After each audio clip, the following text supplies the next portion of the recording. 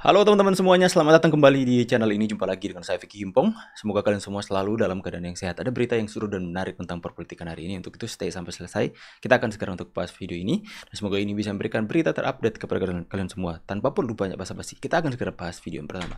KPK tolak permohonan Hasto bungkam setelah diperiksa KPK. Dan ini tanggapan Opung Parpelak ini. Saya suka pembahasan dari Opung. Aku tahu, di luar sana banyak yang mengatakan bahwasannya Hasto tidak jadi ditangkap KPK. Ternyata KPK kalah dengan Hasto.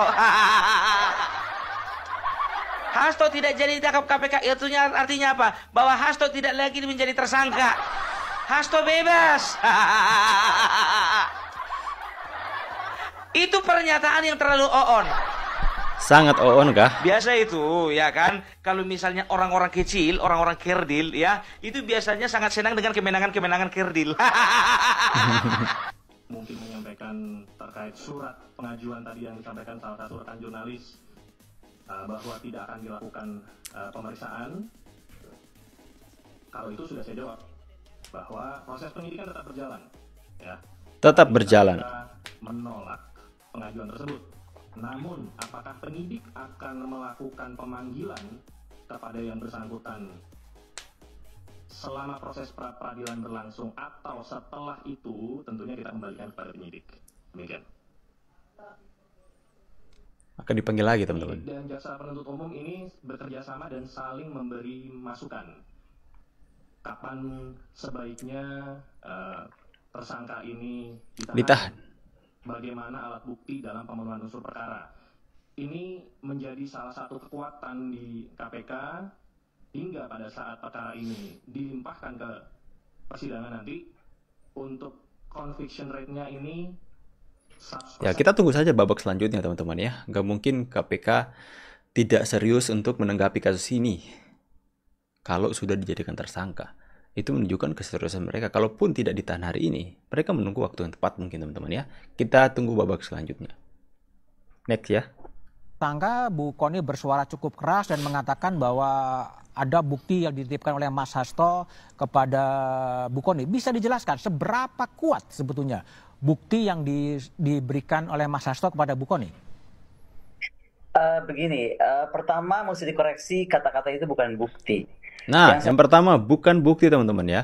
Berarti kalau bukan berkaitan dengan bukti, itu berarti tidak menyangkut pautkan sebuah kasus atau seperti apa. Mungkin hanya katakan saja. Saya sampaikan adalah saya dititipi dokumen.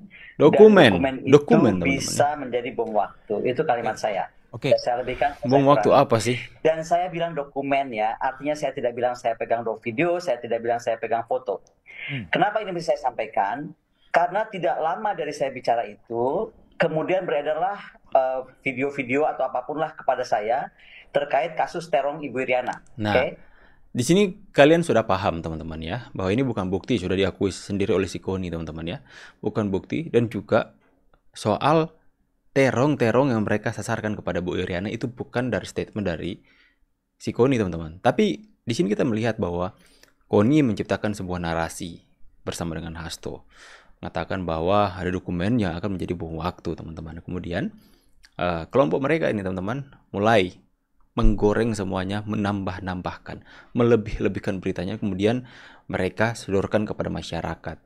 Dan kemudian masyarakat, tentunya masyarakat yang 16% ini yang membenci kepada Pak Jokowi, itu akan menelan mentah-mentah informasi itu. Mereka akan membicarakan itu terus-menerus sampai orang lain terkontaminasi dengan kebohongan-kebohongan mereka teman-teman ya.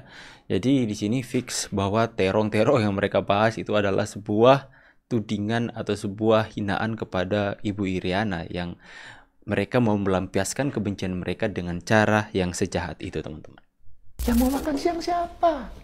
Viral di media sosial. Akhirnya Ganjar viral ini. Pranowo menolak keras program makan siang gratis Prabowo Gibran. Mungkin hanya kalangan RT 16 dan RW 24 aja yang tidak pernah setuju dengan program presiden. Akan tetapi bagi yang membutuhkan, mereka sangat menanti-nanti program tersebut. Ini buktinya mereka yang mendapatkan program tersebut merasa bahagia. Yang mau makan siang itu siapa? Itu kan akhirnya menjadi rekam jejak yang hari ini itu mempermalukan Ganjar Pranowo. Ya. Yang mau makan siang kalian lihat nih, ratusan juta anak di Indonesia ya, itu membutuhkan makan siang gratis. Karena misalnya dari 200 juta 30% saja, tuh nggak mungkin 30% ya, taruhlah 20% saja rakyat Indonesia yang mampu untuk memberi makan anaknya akan merasa bahwa makan siang bergizi ini tidak terlalu bermanfaat. Akan tetapi untuk 70% rakyat Indonesia yang perekonomiannya dari menengah ke bawah itu akan sangat mensyukuri akan apa yang mereka terima hari dari pemerintah. Makan siang gratis, teman-teman ya. Kalian lihat, itu viral. Dan kemudian dengan waktu kampanye kemarin, ya mau makan siang gratis itu siapa? Internet yang dia janjikan nggak bisa dimakan, Pak. Gila. Tidak ada henti-hentinya serangan ke beliau ya. Luar Betul. biasa. Ya setelah anak, menantu, istri, yang terakhir Ibu Riana dengan cerita ibu lurahnya, sekarang finalis korupsi terbesar di dunia, kata OCCRP. Luar biasa. Tapi yang istimewanya, yang luar biasanya, beliau Bapak Jokowi santai, tenang. santai. Koni Bakri sempat banyak. Ya, seperti itu, teman-teman. Orang kalau nggak salah ya santai aja ya, ngapain panik? Nggak kayak Hasto, teman-teman. Bawa ratusan pengacara datang ke KPK untuk memenuhi panggilan KPK, bawa rombongan satu bus, kemudian kerahkan massa untuk melakukan intimidasi, mungkin demo-demo di kiri kanan. Itu namanya kelihatan panik loh. Kalau nggak panik ngapain dia sampai melakukan hal seperti itu? Pak Jokowi ya sendiri santai aja, nggak salah kok. Hah? Nah, masalahnya kita kalau sudah nggak suka, tiba-tiba hitam semua dunia, Pak. Hitam semua dunia, ini orang salah semua. Begitu kita bisa jalan, ini orang hitam jadinya. Sudah nggak ada lagi titik cahaya itu. Padahal hitamnya yang cuma setitik, Pak. Jadi kita memenjara diri kita dalam kebencian. Nah, itu yang saya bilang. Kalau menimbang-nimbang pemimpin ini, Bang, kalau saya lihat dari perjalanan Bung Karno sampai Pak Jokowi, semua pemimpin kita ini kalau ditimbang-timbang, Bang, kekurangan dan kebaikannya pasti jauh lebih banyak kebaikannya. Ya. Bukan berarti nggak ada kekurangan. Semua presiden ada kekurangan. Ya. Di titik kelemahan mereka masing-masing lah. Bung Karno juga bukannya nggak ada kelemahan. Tapi kalau ditimbang-timbang, lebih kalau banyak dicari-cari. Kalau dicari-cari kan ketemu. Pasti ada. Bung Karno dicari-cari ketemu, mudah sekali menemukannya. Nggak perlu dicari-cari, ketemu di depan mata. Tapi kalau ditimbang, kebaikannya lebih banyak. Pak Harto juga begitu. Kalau ditimbang-timbang kebaikannya, ya kita sampai di sini hari ini kan berkat jasa beliau juga. Begitu juga presiden-presiden yang lain, Ibu Mega, Pak SBY, Gus Dur, Pak Jokowi apalagi 10 tahun. Kalau ditimbang-timbang pasti lebih banyak kebaikannya daripada kekurangannya. Nah, masalahnya kita kalau sudah nggak suka, tiba-tiba hitam semua dunia, Pak. Hitam semua dunia, ini orang salah semua. Begitu kita bisa jalan, ini orang hitam jadinya. Sudah nggak ada lagi titik cahaya itu. Padahal hitamnya yang cuma setitik, Pak. Jadi kita memenjara diri kita dalam kebencian. Nah, itu memenjara diri dalam kebencian. Kita hadapi itu, yang harus kita atasi itu DFK tadi itu. Kebencian itu menutup mata kita dari objektivitas. Sehingga sekali aja titik hitam buat kita dunia sudah gelap.